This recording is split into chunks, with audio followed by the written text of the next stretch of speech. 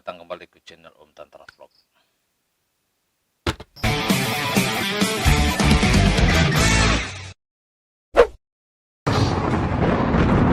Harga singkong sekarang mahal, ya benar.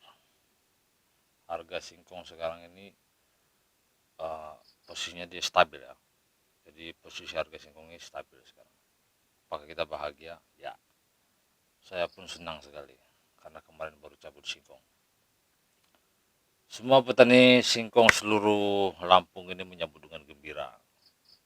Tidak terkecuali karena harga singkong stabil terus untuk beberapa bulan. Sebenarnya apa sih yang nyebabin harga singkong ini bisa stabil? Biasanya kan kalau dulu nih harga singkong ini fluktuatif ya, naik turun. Mendekati lebaran, tiba-tiba dia anjlok turun, terus habis lebaran dia naik lagi. Tapi kenapa kok harga singkong sekarang ini bisa stabil? Yang pertama kalau duga-dugaan saya ini mungkin karena perang yang masih berlangsung gitu ya, perang Ukraina sama Rusia ini. Karena yang saya tahu Ukraina itu penghasil biji matahari gandum sama dengan Rusia. Rusia juga menghasilkan gandum. Jadi, singkong ini mungkin salah satu alternatif lainnya untuk bahan pangan dunia. Jadi ekspor singkong ini meningkat mungkin kan. Kalau kita petani singkong ya berharap kalau harga singkong ini bisa tembus 5.000 atau bahkan 6.000 ya, biar semakin berjaya petani singkong.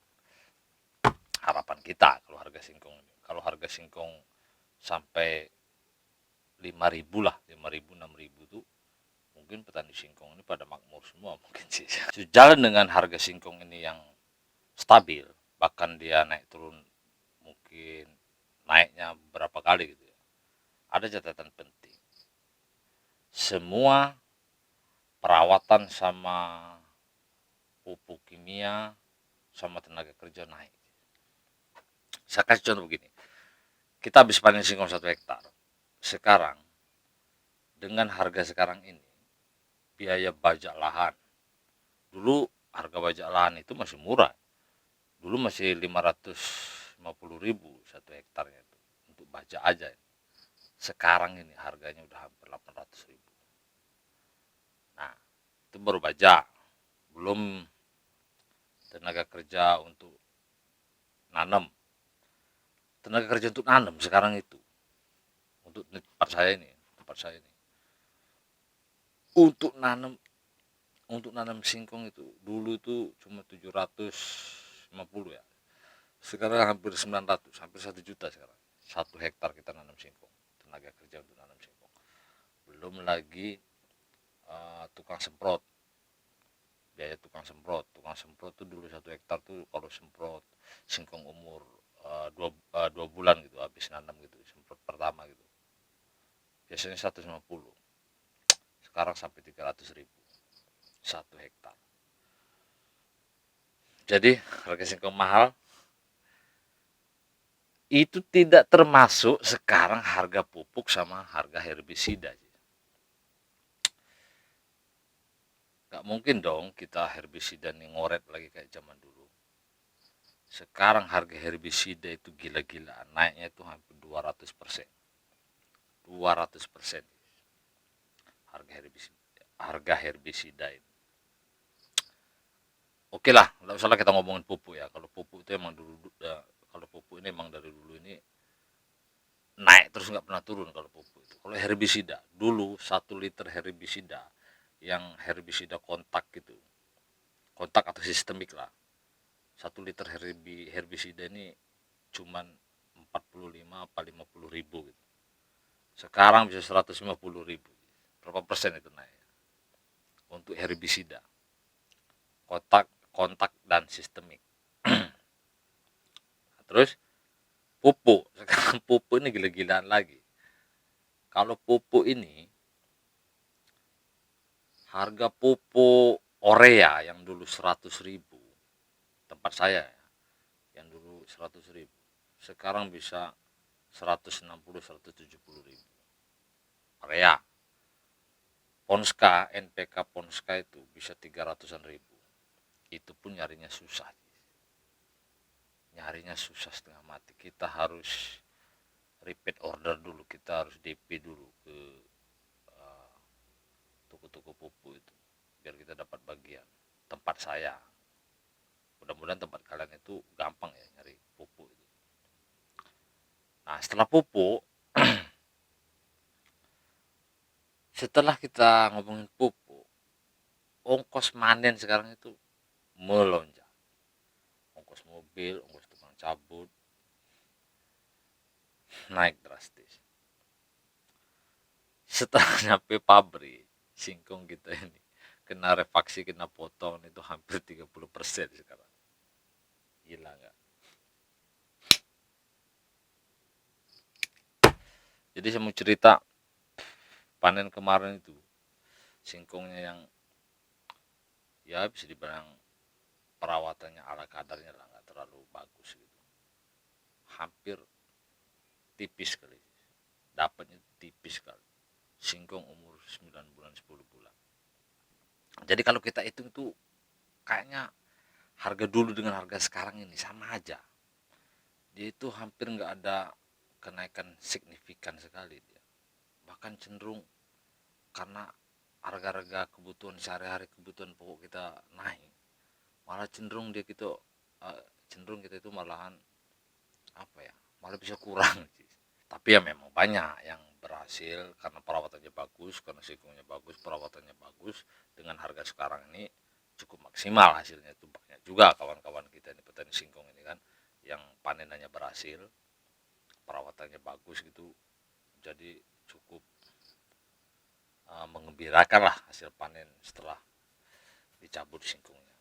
Enggak semua juga, kalau saya kan memang kemarin perawatannya kurang sih, jadi agak agak inilah, singkongnya itu kurang bagus, kurang maksimal lah. Dan sekarang yang paling mengkhawatirkan sekali ini, lahan pertanian kita, yang kita tanami singkong.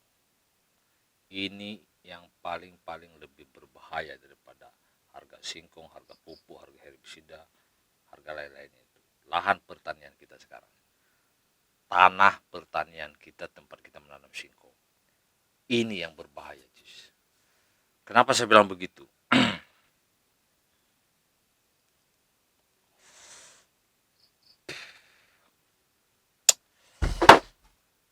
Kalian tahu nggak lahan pertanian kita sekarang? Rata-rata saya ngomong di tempat saya ini, di lahan saya sendiri. Rata-rata sekarang itu lahan pertanian kita ini tandus, kering, tanahnya keras, banyak terus kadang-kadang penyakit jamur ini udah mulai menyerang, terus banyak erosi, kadar C organik dalam tanah kita ini sudah hampir di bawah 1%, bahkan 0,00%. Itu saya alami sendiri. Kenapa lahan kita kok menjadi tandus, keras dan padat, nggak gembur lagi kayak dulu itu? Karena pupuk kimia, pupuk sintetis kimia, herbisida kimia.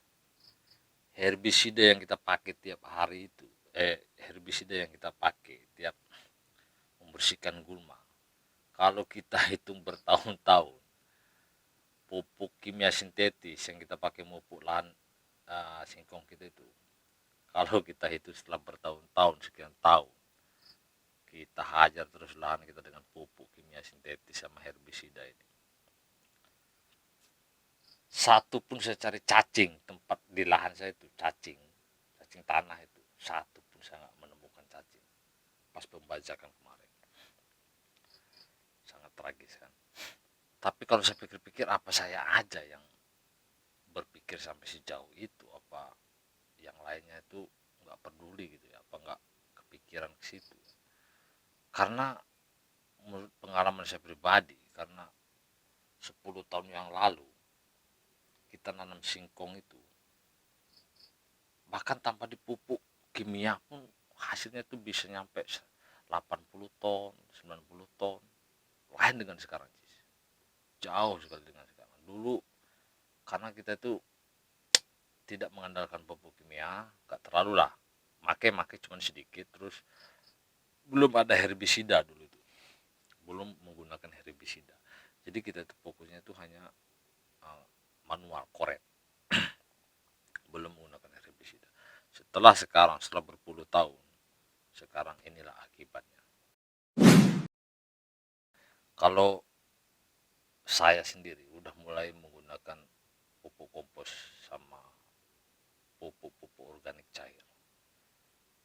Kenapa begitu? Saya rasa solusinya itu adalah lahan-lahan kita yang tandus ini kita harus mulai kembali lagi menggunakan kompos dan pupuk-pupuk cair, pupuk organik cair, pupuk organik yang bisa kita bikin sendiri contohnya. Menurut pengalaman saya pribadi, kalau kesimpulan saya kedua itu, kita itu harus mulai mencari lah. Kita itu harus mulai mencari bibit-bibit singkong atau varietas singkong yang unggul. Ibaratnya begini, Cis. Varietas singkong di lahan kita itu usahakan kita rolling. Karena lahan pertanian kita udah rusak parah. Jadi kita cari varietas singkong yang benar-benar unggul, yang benar-benar terbukti unggul. Jadi kita rolling, tiap kali tanam itu kita ganti bibit singkong. Kalau saya, terus kita bisa mempercepat waktu panen, durasi panen. Biasanya dulu kalau saya panen itu biasanya 9 bulan, 10 bulan. Terus sekarang ini karena lahan seperti ini, kadang saya 6 bulan, 7 bulan udah sepanen. Tanam jenis varietas apapun kalian, kuncinya itu tetap harus dirawat. Tanaman itu harus dirawat. Tanaman itu jangan sampai telat penyemprotan herbisida, jangan sampai telat pupuk, jangan sampai telat kalian merawatnya. Oke, begitu aja video pendek saja untuk kali ini. Mudah-mudahan menginspirasi kalian. Selamat beraktivitas. Semoga harga singkong tetap stabil ke depannya ya. Bahkan kita doakan mudah-mudahan naik terus. Salam sukses untuk kita semua petani singkong Indonesia.